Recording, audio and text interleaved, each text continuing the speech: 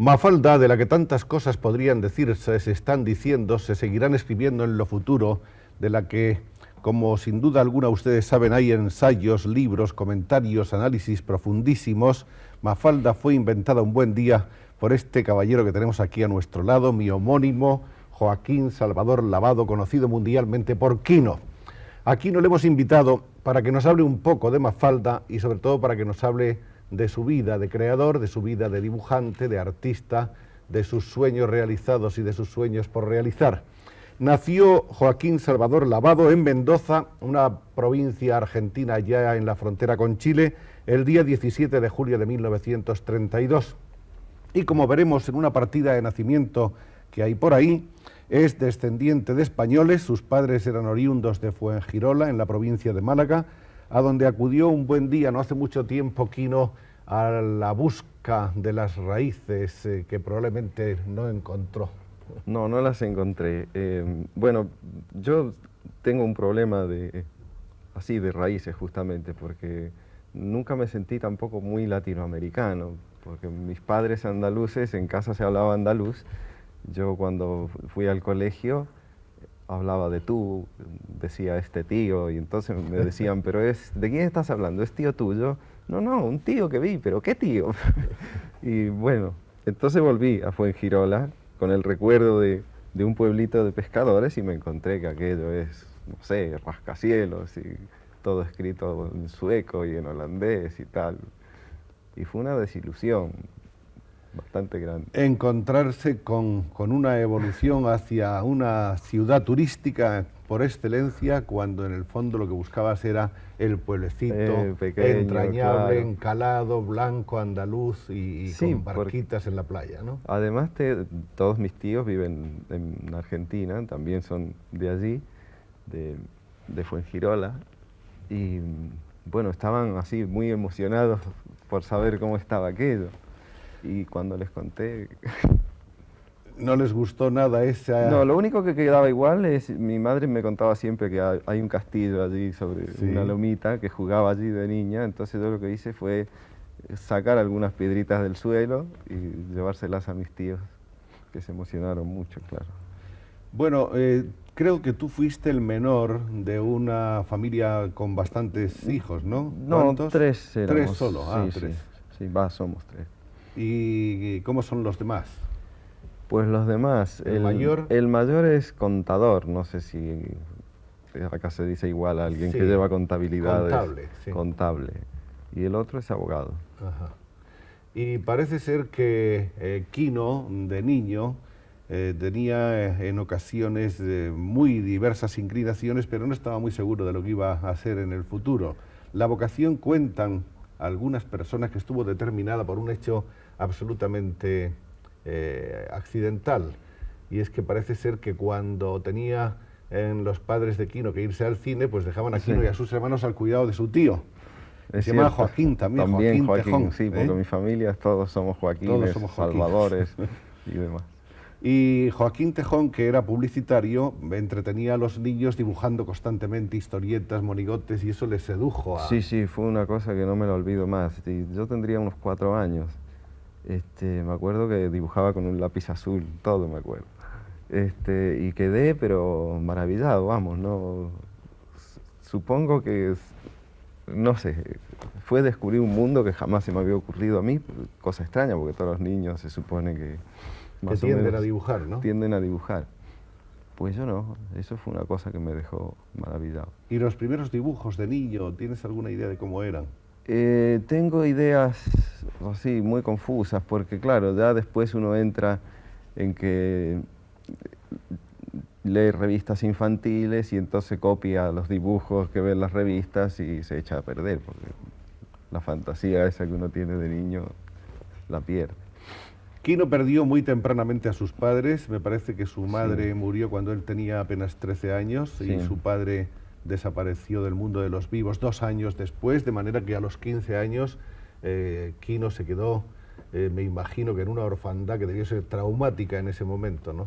Sí, bastante, pero mi familia, bueno, mis hermanos mayores me tuvieron siempre mucha paciencia, o sea, yo ya cuando dije que quería dibujar historietas, bueno, me aguantaron que yo no estudiara otra cosa que eso, que para mucha gente no es una profesión, porque hay gente que dice, bueno, ¿y usted además de ese hobby que tiene, en qué trabaja? Pero es que si esto es un trabajo, bueno, sí, pero si uno no tiene un empleo, no. Es una vida esta del dibujante que además trabaja un poco así por libre, muy arriesgada, muy a salto de mata durante cierto tiempo.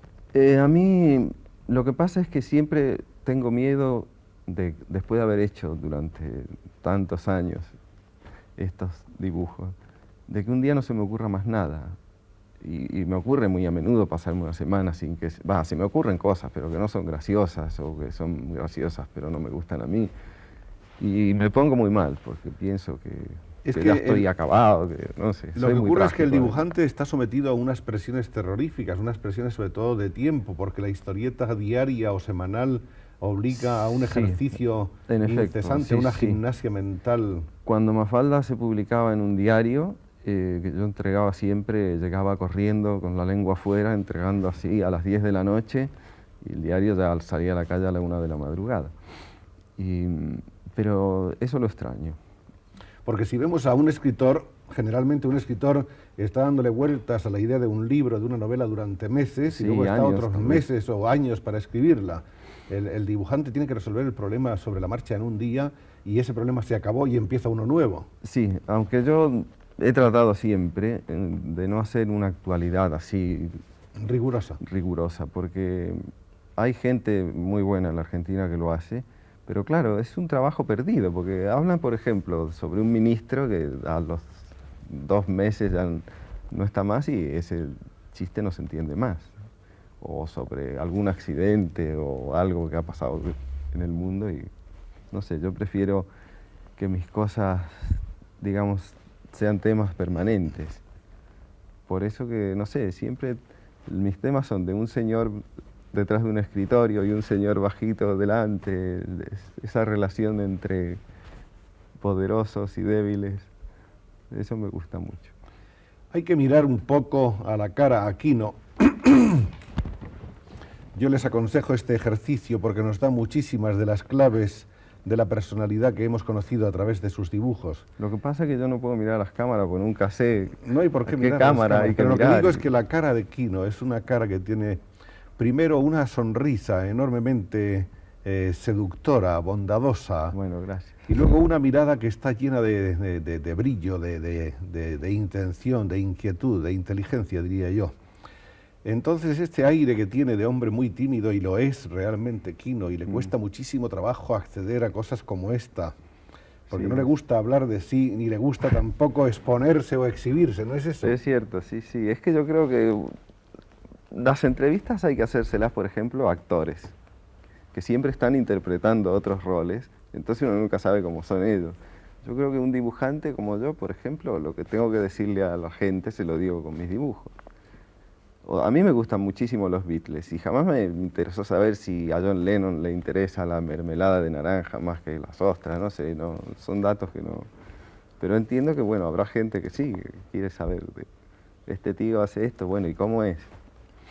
Volviendo a la cronología, recordemos que Quino estudió en la Escuela de Bellas Artes de Mendoza durante unos años, 2, Sí, 3... 2 nada más, porque era aquello de dibujar jarrones con un trapo detrás y una guitarra, y era muy aburrido. Era muy fatigoso. Pese a que tenía un profesor que era yugoslavo, que era excelentísimo y tenía un sentido del humor, y él también me dijo de dedicarme un poco a esto. Cuelga entonces la escuela, la cuelga teóricamente, claro está, y se marcha a los 18 años a Buenos Aires a la conquista de la gran ciudad. Sí. Donde estaban naturalmente todas las grandes revistas, todos los grandes magazines, semanarios, las revistas humorísticas, y parece que esa primera experiencia es desalentadora. Muy, sí, porque bueno, además, lógicamente desalentadora, porque yo dibujaba muy mal. Y iba con unos dibujos horrorosos que hoy a nadie se los aceptarían tampoco. Y bueno, y me dijeron, entrevisté a los dibujantes que más me gustaban, a quienes más admiraba, y me dijeron que bueno, que sí, las ideas estaban bastante bien, pero que me faltaba muchísimo, que tuviera paciencia. Y seguí así. Regreso a Mendoza. Regreso a Mendoza, hago el servicio militar, periodo en el que no agarré un lápiz para nada. Y, para sorpresa mía, cuando después de hacer el militar agarro un lápiz, dibujo de una manera que no tenía nada que ver como dibujaba antes. Y bueno, también, esta vez en vez de irme a Buenos Aires mandé por correo, que era mucho más barato. Y entonces, bueno, uno de ellos, Divito, que era un dibujante argentino. El de las famosas chicas, Divito. Sí, a quien yo quería muchísimo. Me alentó, sí, me dijo que me podía ir a Buenos Aires, que con un tiempo más de práctica podía. Pero no conseguí inmediatamente trabajo, estuve 6 meses, sí, como todo el que llega a una gran ciudad, viviendo en pensiones con 4 personas en la misma habitación. Y pasándolo mal. Pasándolo mal, aunque en esto mis hermanos también, como siempre. Viviendo mucho gracias a la protección de los hermanos, ¿no? Sí, sí, sí. Y bueno, pero en las revistas de humor, claro, pasaba lo de siempre. Era una época en que no había papel, había escasez de papel, no sé si mundial o argentino, no sé. Y el problema era también ese, que no se podía tomar mucha gente nueva. Entonces, bueno, empecé a colaborar en una revista de actualidad general, así, que no tenía nada que ver con el humorismo. Me acuerdo que mis primeros dibujos me los pagaron 30 pesos cada uno, lo cual era poquísimo también, pero bueno. Esa revista era Esto es. Esto es. Pero antes de eso había habido un pequeño lapso ya formativo en Mendoza, sí, con agencias de publicidad. Hice algo, sí, por un encargo de una venta de una sedería. Una sedería, un personaje que se llamaba Sedalina, que ni me acordaba ni lo citaba porque era espantoso. Es el antecedente directo de Mafalda, Sedalina. Supongo que siempre algo uno repite en sus propias cosas, ¿no? Pero era muy feo, no sé. Después tenía para mí otro personaje que también era horroroso, así, ni vale la pena. Es que tener un personaje, yo nunca pensé tenerlo. Además, los dibujantes que tenían personajes me aconsejaron no tenerlo nunca porque es una esclavitud, y es cierto. Es una servidumbre. Sí, sí, sí. Pero además arruina el dibujo de uno, porque el hecho de dibujar siempre a una medida determinada, siempre los mismos personajes, está bien que uno sin querer los va cambiando un poco, pero vamos, limita mucho. Empequeñece el horizonte. Sí, sí, yo me siento mucho más cómodo haciendo otro tipo de humor, así libre, que una vez hago historias de muchos cuadritos, otra vez un dibujo grande, o una semana, no sé, es una historia con un buzo y otra con un explorador o con un científico, no sé. Después de la revista Esto es, pasó Quino a dibujar en otra revista muy importante que se llamaba Bea y Lea. Bea y Lea, pero eso fue mucho después. Ah, fue mucho después. Sí, yo después pasé a una revista que se llamaba Ricotipo, que conocí mucho y creí mucho. Sí. Bueno, acá en España recibían bastantes revistas de allá, ¿verdad? Revista que dirigía Divito. Sí. Y que tenía cosas de Oski que eran deliciosas. Sí, sí, claro, ves, Oski es uno de los dibujantes a quien yo admiro más de los argentinos. Y es un hombre que no se lo reconoce mucho, no sé, tal vez no es muy popular su temática. Bueno, estuve trabajando ahí con Divito bastantes años, hasta que Divito se mató en un accidente. Sí, después pasé a Bea y Lea. Y después, claro, lo que pasa es que el periodismo en la Argentina está lleno de revistas que han, no sé, por mala administración, por lo que sea, se han muerto todas. O sea, toda mi lista de dónde colaboraba es como un cementerio. Pero han venido otras. Han venido otras, sí. Luego nació este encargo de Mafalda, que me pidieron de una agencia de publicidad, porque yo tampoco por mí lo hubiera creado.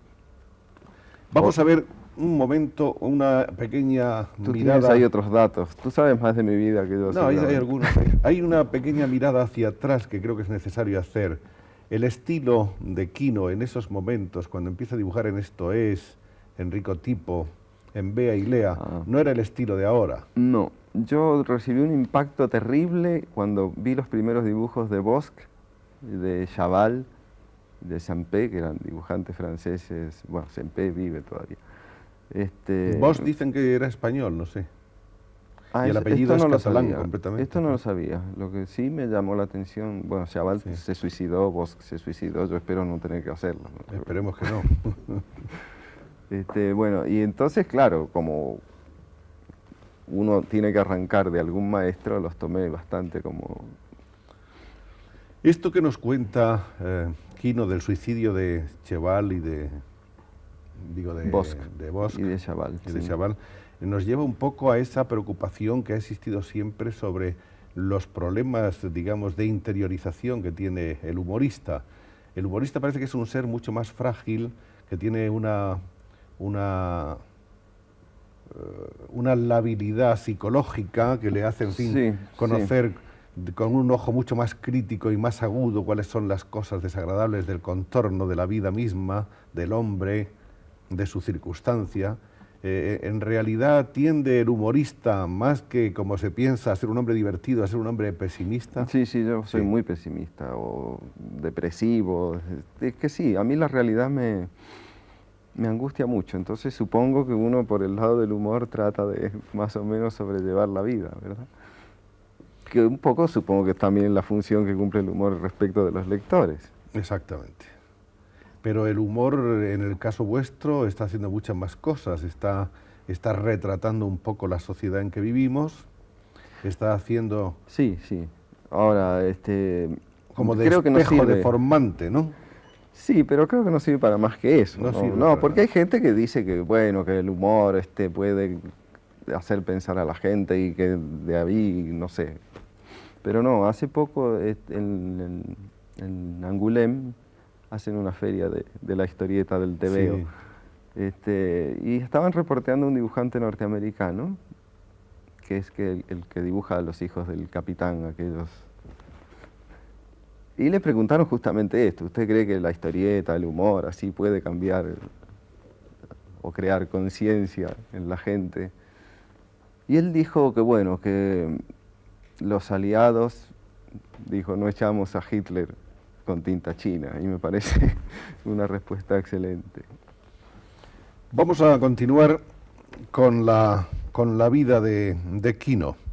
Y vamos a hablar de una de las etapas que probablemente han sido más importantes en su vida, puesto que es una etapa que comenzó de una manera, digamos, oficial en 1960 y continúa todavía. Es el matrimonio de Quino con Alicia Colombo.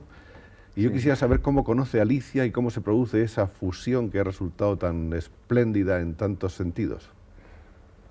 Bueno, Alicia la conocí, no sé, tenía yo un primo que estaba de novio y me invitó un día a la casa de su novia y bueno, ahí estaba Alicia con un aspecto que yo creí que sería árabe o una cosa así, porque... Me parece que en uno de estos libros, quizá en este 10 Hay años unas con fotos Mafalda, de ella, hay sí. unas fotos donde podemos conocer a Alicia. O sea, Alicia, como en la Argentina somos todos, o hijos de españoles, o de italianos, o de sirio-libaneses y así. Aquí está Quino comiendo sopa, que es una de sus pasiones. Sí, es cierto, me encanta Al lado de la su sopa. mujer, de Alicia. Y eso es en Barcelona. Ah, esto es en Barcelona. Sí, sí. Bueno, comiendo sopa lo tenemos por aquí en muchas más fotografías. Y con más pelo, además. Sí. Pero eso es porque vas mucho al peluquero. No, mentira. ¿No? Desde hace 14 años me corto yo el pelo. Ah, sí. Sí. Al principio lo hacía muy mal, ahora aprendí un poco más, pero...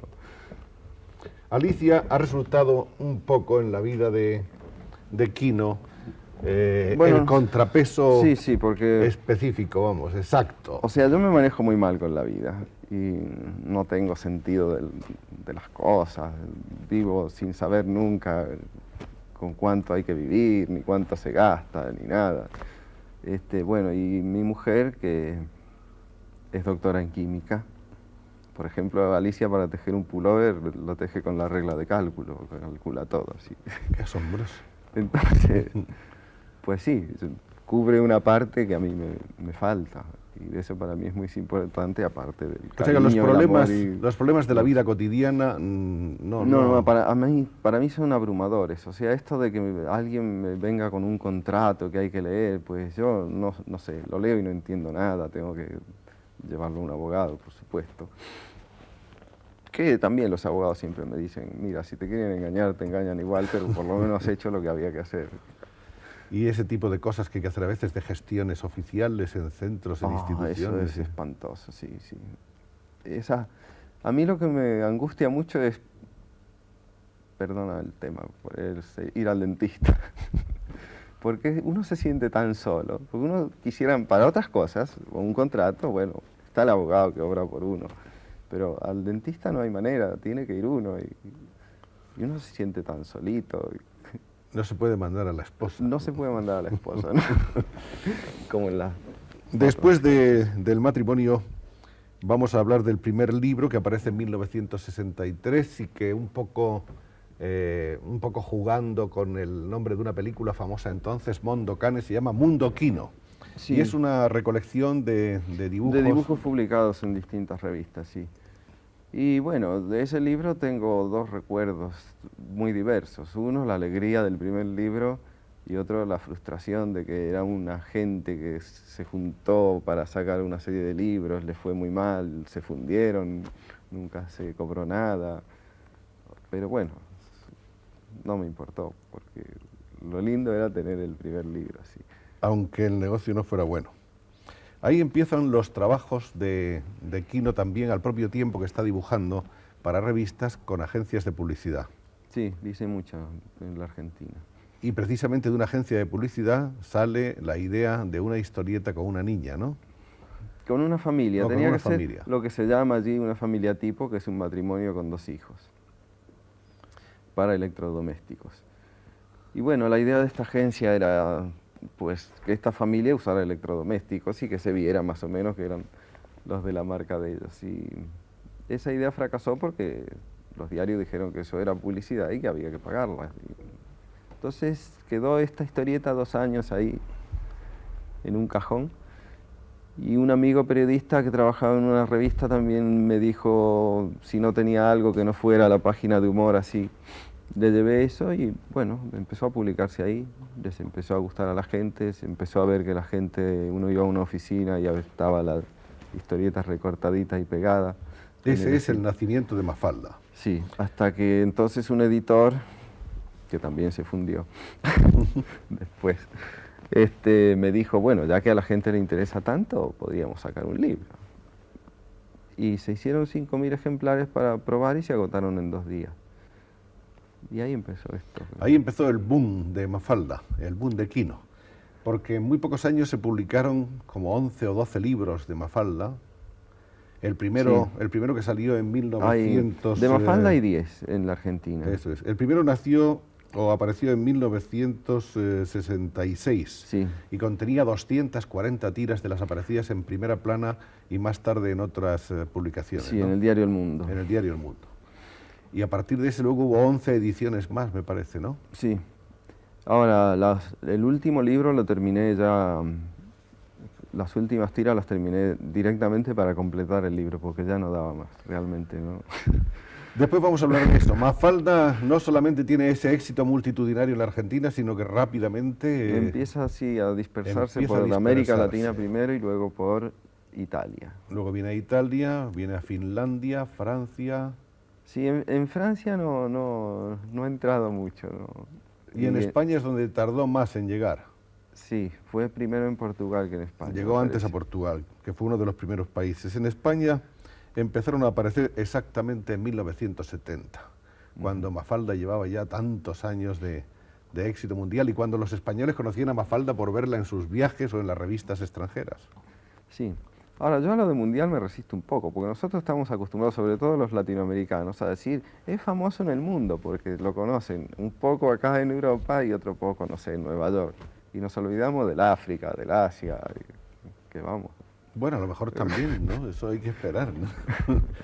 Vamos a hablar un poco de lo que significa esta experiencia tremenda, agotadora, de estar 10 años consecutivos dibujando historietas de Mafalda, que plantean no solamente esos problemas de que hablábamos antes, de imaginación, de observación, de concentración, de estar muy atento a lo que pasa en derredor, de detectar la sensibilidad del momento y de la gente en esa ocasión, sino que por otra parte significa un esfuerzo físico de estar pegado al tablero durante horas, ¿no? Sí, es un trabajo para el que hay gente que me dice, pero ¿cómo uno puede estar así? Yo no tendría paciencia. Bueno, es un trabajo de paciencia, porque lo que decía antes, no es que uno se siente allí y se le empiecen a ocurrir cosas.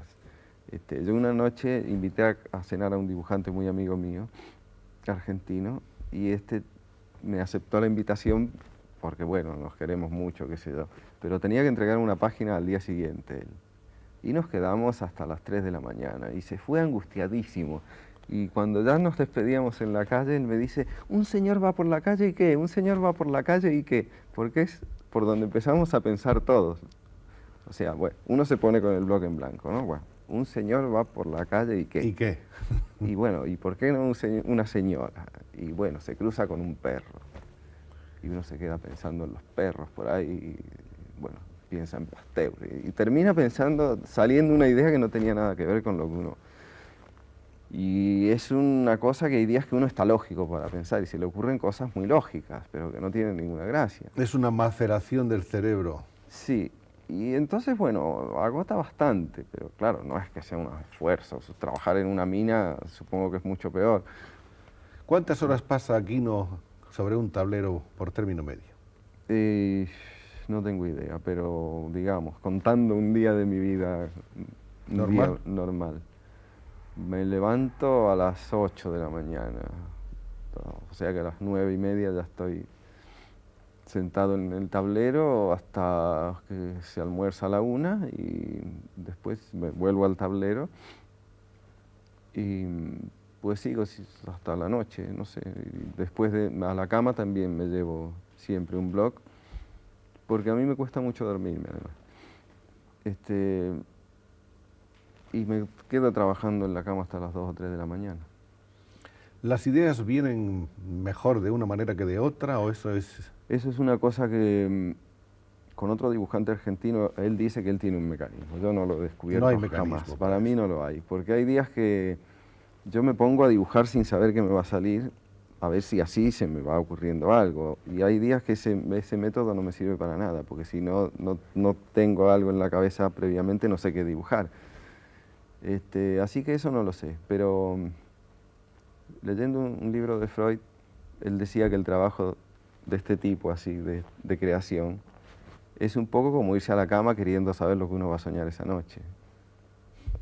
Y es cierto, uno tampoco sabe el detalle final, esa cosa que hace la chispa así, uno no sabe cómo le viene, porque yo a veces lo que hago siempre es guardar material sin terminar, o sea, bueno, estas cosas de un señor va por la calle y no le encuentro finales, y entonces lo guardo y lo dejo, cada tanto agarro y lo miro, y a veces se me ocurre un final cambiando un detalle que antes no me había dado cuenta que había que cambiar. Pero vamos, yo mismo no me controlo, es como si uno fuera el operario de alguien de adentro que dice, hoy no tengo ganas de que se me ocurra nada y no se le ocurre nada. Bueno. O sea que durante 10 años, viviendo con esa angustia permanente, con esa espada de Damocles de que hay que hacer la historieta ya y de que tiene que ocurrirse Sí, a uno antes. además yo trabajaba, hacía, además de la historieta, cosas. 4 páginas de humor en otras revistas. Y hacía además en otro diario un dibujito diario también.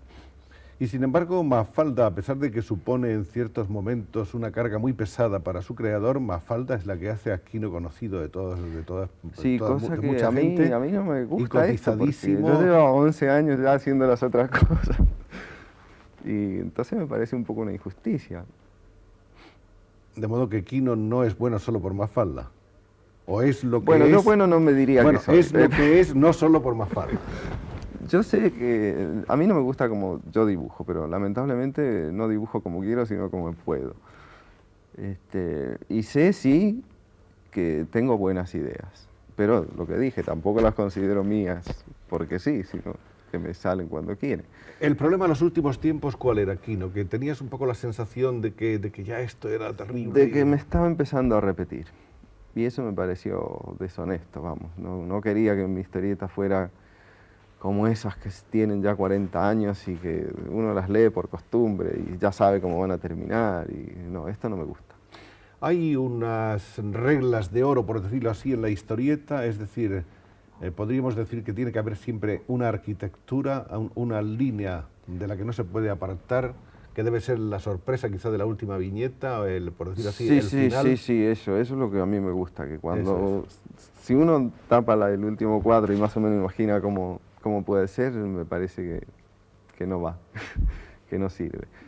Ahora, yo no sabía dibujar historietas. Además, a mí, cuando me la encargaron para esta agencia de publicidad, me dijeron, queremos que se parezca a Charlie Brown. Y bueno, mucha gente me dice, vos has copiado a Charlie Brown. Y bueno, sí, lo copié porque yo no sabía tampoco cómo se hacía una historieta. Y tuve que ir aprendiendo. La gente me pregunta por qué puse tantos personajes. Y bueno, al principio era Mafalda y sus padres. Entonces el juego era, papá, ¿por qué tal cosa? Bueno, así. Y esto ya al mes ya estaba harto de hacer esto. Entonces le inventé un amigo. Como Mafalda era así, tan con la realidad, bueno, le inventé a Felipe, que era uno que sueña y que no entiende nada de lo que pasa. Y después salió Manolito y así, se fueron agregando como contrapersonajes. Pero no es un trabajo que yo supiera hacerlo, tuve que aprender. Vamos a hablar un poco de esta serie de personajes de Mafalda. Mafalda dice Quino que aunque algunas personas la critican porque dicen que es aburguesada, él defiende que hay que describir solo lo que se conoce. Mafalda vive con sus padres en un departamento ni rico ni pobre, de un barrio ni rico ni pobre en la ciudad de Buenos Aires. Mafalda tiene libros de cuentos, una radio para escuchar a los Beatles y los noticiarios, un globo terráqueo que la preocupa mucho, una tortuga a la que lleva a pasear atada de un hilo como si fuera un perro. Es una niña como otra cualquiera que odia la sopa y las injusticias. Ahí tenemos descrita a Mafalda. Luego las opiniones que han dado muchos personajes importantes, no solo de Argentina y de España, sino de otros países, están muy divididos. Hay discrepancias tremendas con respecto a Mafalda. Hay gente que dice lo que nos gusta de Mafalda es todo lo demás. Y otros que dicen lo que nos gusta es solo Mafalda. Hay quien dice Mafalda es una niña encantadora y es una niña como deben de ser las niñas, y otros que dicen es una niña muy repipi. Sí, es cierto. ¿Cuál es la impresión que tiene realmente sobre su hija el dibujante? Como personaje me parece que sí, que Mafalda no es el mejor de los personajes de la historieta, porque caí en una cosa así de que Mafalda predica la justicia y que, vamos, que no es así. Además, con el único personaje que yo me reía, porque yo nunca me río de mis cosas, salvo contadísimas excepciones, con Manolito sí. Cuando se me ocurrían ideas de Manolito me reía muchísimo. Felipe es el muchacho al que le gusta leer tebeos, jugar a cualquier cosa que despierte su fantasía, el ajedrez, los vuelos espaciales, estar sentado sin hacer nada, atormentado cuando sabe que tiene que hacer los deberes. Es un niño tímido y bondadoso, y junto al póster del llanero solitario, que es su héroe predilecto, tiene otro que dice: no dejes para mañana lo que puedas hacer hoy. Este es Felipe. Ese soy bastante yo. Es un poco autorretrato de Quino. Sí, y lo de la sopa también es cierto. Yo cuando era niño odiaba la sopa, no me gustaba para nada, porque había que comerla, no es que uno la eligiera. De grande me encanta, pero bueno, la como cuando me da la gana. Si todos los días tuviera que comer sopa, no. Lo que no se acepta es la imposición. Claro. Susanita, que quiere ser una gran señora y una buena madre. Su corazón está lleno de sueños rosados y para su propio futuro, y de irrefrenables envidias para el presente de los demás. No sabe cómo será el hombre con el que se casará, pero tiene decidido desde hace tiempo que no será pobre. Tendrá muchos hijos y uno será un famoso médico. Y cuando pase por la calle, la gente dirá: allá va la señora Susanita, la madre del doctor. Ese es otro de los personajes. Ese es otro de los personajes que me han dicho que por qué es tan mala Susanita. Bueno, lo de tener hijitos no tiene nada que ver conmigo porque yo no los he querido tener, mi mujer tampoco, pero sobre todo yo porque pienso que es traer más locos al manicomio. No, y por otra parte yo pienso que hay un problema de egoísmo personal, también, es decir, sí. el tándem Quino-Alicia es tan completo. Sí, yo no aguantaría que Alicia quisiera a otro ser humano que no sea yo. Vamos, quiere a muchos amigos y tal. Bueno, pero Susanita, por ejemplo, una historieta en que propone que en vez de acabar con la pobreza, basta con esconder a los pobres. Es una idea muy mala, pero se me ha ocurrido a mí también, o sea que yo también tengo ideas así. Será muy graciosa como chiste, pero... Manolito sabe perfectamente lo que va a ser de mayor. Él sueña con tener una gran cadena de supermercados. Su héroe es el multimillonario americano Rockefeller. Cree que el Everest es un río. No sabe cuándo debe poner la V o la B. No entiende nada salvo sus cuentas aritméticas tan útiles en la lucha por la vida. Esa historieta del Everest la recuerdo muy bien. Vamos, la recuerdo, no muy bien, pero la recuerdo. Era una historia acerca de los nombres de los ríos que había que aprenderse en la escuela, Sí, ¿no? sí, sí, esta costumbre de ponerle Esa nombre costumbre de al agua aprenderse, sí, de aprenderse. por todos lados. Y terminaba diciendo eso. Sí, que ¿para qué sirve saber que el Everest es un río que pasa navegable? navegable, sí. Y bueno, ese personaje es un poco un personaje muy común en las Américas, de gente así que pudo hacer dinero fácilmente, sin tener ninguna cultura. Eso se daba mucho, ahora ya, claro, no. Libertad, insiste en que es simple y que solo le gusta a la gente simple. Sus padres son intelectuales de vanguardia, su madre traduce a Jean-Paul Sartre. Entre lo que oye en casa y su desfachatez hace que los mayores la consideren más peligrosa aún que Mafalda.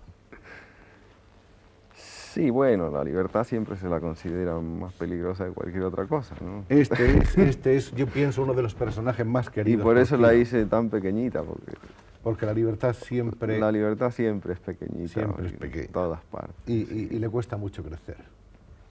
Hay una historieta que conocemos todos, que es esa en que papá de Mafalda le pregunta: ¿te gustan las plantas, Libertad?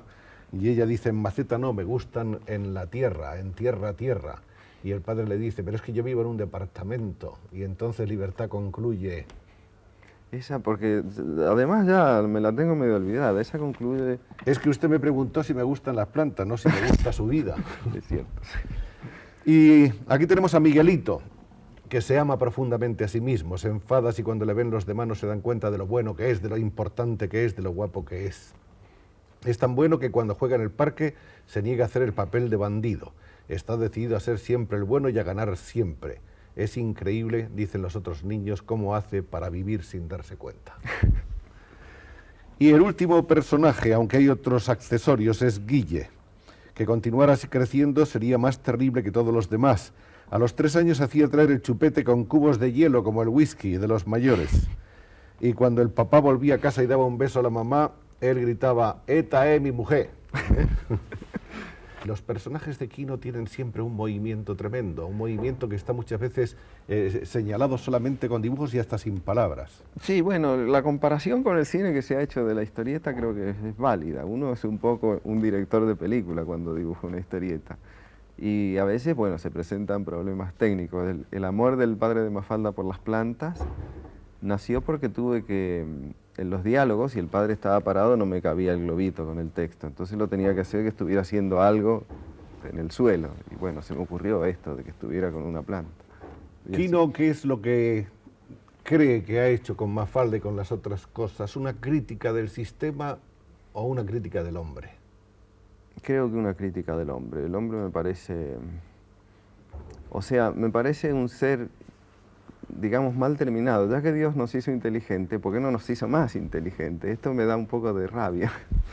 Y me parece que como está contaminando el mundo y terminando con la naturaleza, no sé, pues... Pero tienes fe en el hombre. Es algo que me hace sufrir mucho.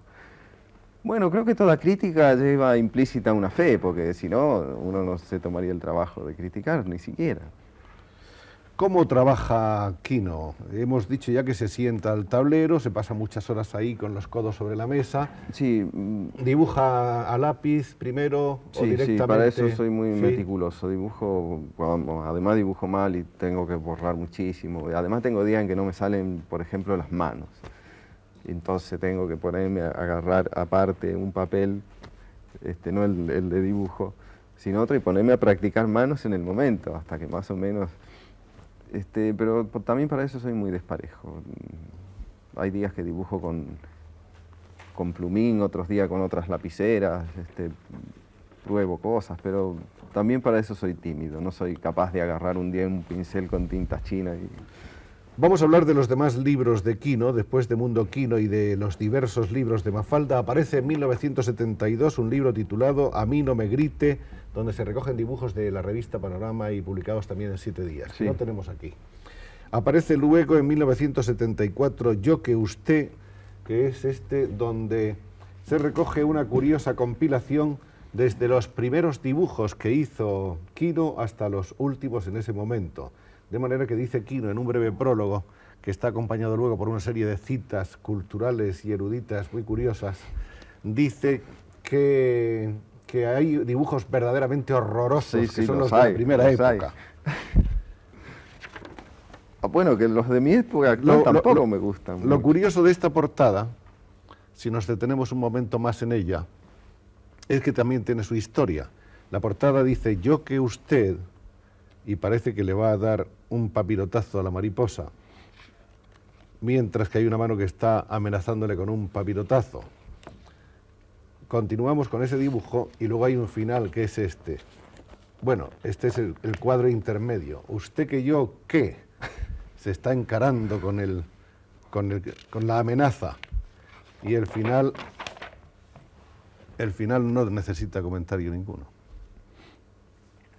Y tenemos siempre la relación del poderoso y el débil. La preocupación por los humildes, por los débiles, por los frágiles, yo creo que es una preocupación de Quino. Personal, sí, porque yo personal. soy débil, frágil, temeroso de la vida.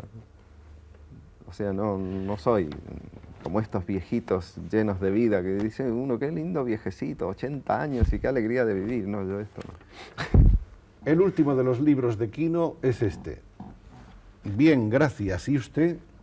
Que es un libro donde se recogen exactamente todas esas últimas páginas que está haciendo ahora para una cadena de revistas y periódicos de América y de Europa. Sí, se publican acá. Y que aparecen también aquí en España. Aparecieron en Hermano Lobo en tiempos y posteriormente en Triunfo. ¿Ves? Y que todo el mundo ha visto y conocido. Y finalmente recordemos que se ha producido lógicamente un fenómeno que es el fenómeno de la comercialización de los muñecos de Quino. Así es que apareció la muñeca Mafalda, el plástico, eso lo el tuve cartón, que hacer contra mi voluntad. el póster, ¿sí? Sí, sí. No eres partidario. No, pero me vi obligado porque empezaron a aparecer muñequitos y póster y todo así, piratas, digamos. Y bueno. La gente piensa que un hombre que ha estado haciendo Mafalda durante tantos años se habrá enriquecido con Mafalda. ¿Ha sido capaz un hombre que no sabe realmente sumar en casa cuánto dinero hace falta para comer ni para pagarle el alquiler? ¿Ha sabido realmente aprovechar su época de oro? No. No, porque he viajado muchísimo, eso sí. Entonces, no sé, lo que he ganado me lo he gastado todo. Sí. Pero no eres un hombre que sepa atesorar. No. Además no... ¿Y ganar dinero sí o tampoco? No lo sé hacer, porque, bueno, yo podría haber tomado un equipo de dibujantes que se encargaran de seguir con la historieta y yo vivir en Hawái o no sé dónde, y no, las cosas me gusta hacerlas yo así. Sin negros. Sin negros, sí, soy como un artesano, digamos. Creo que, sin embargo, en la vida de Quino hay una profunda frustración, creo, no lo sé. Sí, a mí me hubiera gustado pintar. O sea que... Cosa que el Chumichume, por ejemplo, hizo al revés. Él pintó durante 20 años. Es verdad, Chumi era un buen pintor, además que prometía mucho, se lo según nota, los porque críticos. en sus dibujos siempre es un dibujante. Es curioso que Aquino, que conoce a tantos grandes humoristas del mundo, uno de los que más le gustan es precisamente Chumi. Es uno de los mejores del mundo. Es de los mejores del mundo. Para mí sí. ¿Y quién más te gusta? Pues bueno, el padre de todos nosotros es Steinberg, que es un personaje que muy poca gente conoce así del gran público. Me parece que es una injusticia esto, porque los conocemos nosotros, los dibujantes, pero no sé por qué esto. Porque publica poco, no sé, tal vez su temática sea muy cerrada, pero es una línea extraordinaria. Él en un reportaje dice, yo dibujo el dibujo. Y es una cosa que a mí me dio tanta envidia, porque yo soy incapaz de dibujar el dibujo. Ahora, yo no sé hasta qué punto el espectador, el lector, el público en Le definitiva, interesa que uno que es el dibuje bien. destinatario del mensaje, le interesa demasiado el dibujo. Yo creo que le interesa el mensaje sobre todo. ¿Qué es lo que pasa? ¿Qué es lo que se dice? En efecto, yo también al principio pensaba eso, porque cuando llegué a Buenos Aires con estos dibujos malísimos, yo pensaba, bueno, lo que importa es la idea, el dibujo no importa, entonces no me preocupé por aprender a dibujar mejor. Hasta un día que se me ocurrió una idea con un estadio de fútbol lleno de gente y no lo supe dibujar. Entonces ahí empecé a preocuparme realmente. Y intenté tomar lecciones de pintura. En la Argentina había un pintor catalán que se llamaba Valle Planas, que era buenísimo. Y fui bastante tiempo a su taller, pero no hay caso, no ¿No? sé. Para lo que uno no está hecho, no está hecho. ¿Pero has probado? He probado, sí. Después con otro pintor que es vasco también, Urruchúa se llama. Y este hombre me decía que claro, que lo que yo tengo es justamente el color español. Y entonces para hacerme ser más libre conmigo mismo, me dijo de que lo que tenía que hacer era pintar en amarillos y blancos y anaranjados. Y yo me ponía y lo hacía y después empezaba con ocres y colores así oscuros y bueno, no, nada. Además me parece que el color en el humorismo me gusta cuando se justifica, o sea, yo he hecho poco color. Y así en dibujos, o sea, tengo un dibujo de un señor que está pintando una pared con pintura roja y la pared le está saliendo azul. Eso me parece que ahí es válido usar, pero ponerlo por ponerlo, como en diarios que publican Mafalda en colores, no sé, a mí no me gusta. Aparte de esa, ¿hay alguna otra frustración profesional? ¿Algún otro sueño no realizado? Sí, pero bueno, no, o sea, yo hubiera querido, al mismo tiempo de ser yo, porque esto es de un egoísmo espantoso, ser yo, además de yo hombre, ser yo mujer, para quererme yo mismo, porque yo así mucho no me quiero como soy, no me gusto. Pero claro, es un imposible. Solo siendo Dios uno tiene O sea, esa tú cualidad de... quisieras encontrar dentro de ti mismo la mujer que te amara y te admirara Claro, sobre todas claro, las cosas. es una cosa horrorosa. Pues mira, ese es un tipo que puede ser el próximo personaje de una larguísima serie de historietas. Pero es que como idea ya es tan frustrante de entrada. Bueno, creo que todos un poco en nuestra pareja nos buscamos, pese a que yo me casé con Alicia, que es todo lo contrario, pero justamente buscando una faceta que me falta, pero Buscando lo que nos falta y lo que nos completa. y lo que nos completa, sí. Y el futuro, ¿cómo se presenta? El futuro se presenta un poco nublado, porque yo estoy llegando a ver que el humorismo en el mundo se está metiendo un poco en un callejón sin salida. Y Es decir, estamos en un momento de politización del humorismo. Bueno, acá en España ni hablar, claro. Aquí sobre todas las cosas, no más que en ningún lugar, probablemente. Pero sí, estamos llegando, o sea, en Francia el humor ha ido a parar a un dibujo feísta, pero así decididamente de dibujar feo porque gusta dibujar feo. Y yo no sé si yo ya estoy viejo o qué, pero a mí eso me parece, no me gusta para nada. Pero tampoco sé para qué lado ir, o sea que en este momento estoy tentando salidas. Uno siempre tiene la ilusión de crear salir uno con... Porque, bueno, yo no me siento un creador así, porque mi dibujo empezó pareciéndose al de los franceses, mi historieta, la de Jules. En cambio hay un dibujante argentino, franco-argentino a esta altura ya, porque ha vivido ¿Quién? Coppi, que los sí. franceses lo llaman Coppi, por supuesto. Él creo que sí creó una cosa nueva. Esta señora sentada en una silla que habla con un patito, no se sabe nunca qué bicho es, que es una manera de él, sí, trasladó una cosa teatral al humorismo, pero para mí es un creador. Finalmente, Quino, esa idea de que el creador, el artista, el intelectual y sobre todo el que como Quino está tan encerrado en sí mismo, en su cuarto, tantas horas todos los días, es un individualista puro, Sí, porque piensa solo en su problema y en sí mismo, y con ese egoísmo de que nos hablaba, tan humano por otra parte, Quino, Políticamente, ¿cómo traduce eso en su preocupación por los demás? Es decir, un individualista puede ser un hombre que se preocupe por la colectividad, se preocupa realmente por la colectividad y la ama. Me preocupo y la amo, pero sufro mucho porque no encuentro un sistema que me parezca justo y en el que a mí me gustase vivir. O sea, me parece que lo que falla es siempre el hombre. Hay algún gen que salió mal, no sé, algo. El día que un científico muestre la foto ampliada de una célula y diga, acá este gen, eso es lo que está equivocado. Y hemos descubierto cómo cambiarlo. Ese día me parece que, bueno, podemos empezar a alegrarnos, pero hasta tanto, no sé. Mientras tanto, digamos que las mayores alegrías de Quiro fuera de su trabajo son el cine, que le gusta mucho, aunque bueno, va pocas veces. Sí, el cine me gusta muchísimo. El vino, que el le sigue vino es gustando otra mucho. El vino es una actitud filosófica, ya no es una bebida. Y finalmente la música. La música también. La música de los Beatles, sobre todo. No, toda. La música me gusta toda, pero digamos, bueno, no sé, hay ópera italiana por ahí que me resulta pesada, pero en general me gusta toda.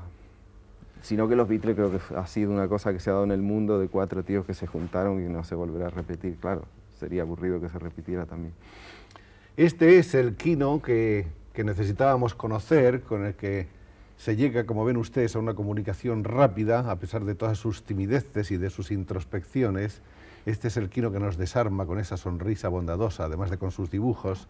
Este es el Quino que está apenas en la mitad de su carrera profesional y del que habrá otras muchas etapas de las que acaso algún día volvamos a ocuparnos. Esperemos que sí. Y entonces ya no será este muñeco el que estará acompañándonos como una mascota que acompañe ya inevitablemente a su creador, sino que puede que sean otras, quién sabe cuáles. Que así sea y siempre mucho éxito, Quino. Vale, gracias. A ti, muchas gracias. Va, a todos.